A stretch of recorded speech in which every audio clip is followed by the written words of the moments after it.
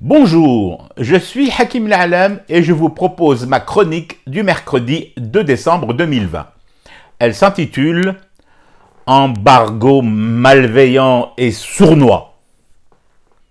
Avec le retour maintenant officiellement annoncé comme imminent du président de la République, il faudra bien la poser. Cette question à laquelle personne ne peut échapper, cette question qui est sur toutes les bouches, mais empêchée d'en sortir à cause de notre culture bien ancrée, solidement accrochée du baraudage.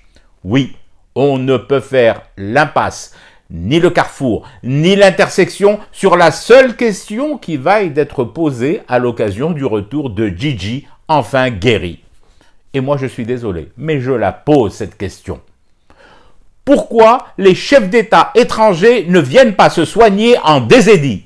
Ah, je vous vois tous écarquiller les yeux et vous demander si je vais réussir à terminer la chronique, ne pas me faire buter avant la dernière syllabe par les services français, britanniques, suisses, allemands, américains ou tous réunis sous la même bannière, en clair le Mossad. Peu importe mon sort.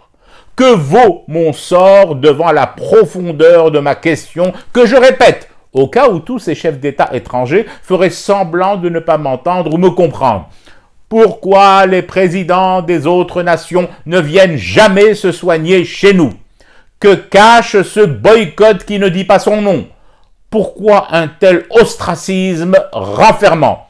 Ne faut-il pas y voir une volonté farouche et malveillante de nous isoler en interdisant à leurs chefs d'État de venir bénéficier de soins en désédie? Ou alors, faut-il y voir une volonté évidente d'un embargo sanitaire manifeste dont l'objectif non avoué, mais aussi apparent que le nez rouge de Bozolo Clown, serait de laisser pourrir sur pied nos équipements médicaux dernier cri, nos hôpitaux high-tech et nos compétences en surabondante prolifération. Dit plus clairement, c'est du sabotage.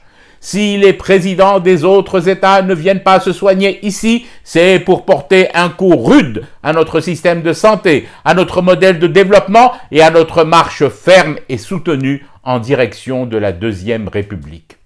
Qu'à cela ne tienne, nous saurons répondre à de telles attaques sournoises et ricanantes, nous ferons face de la meilleure manière qui soit.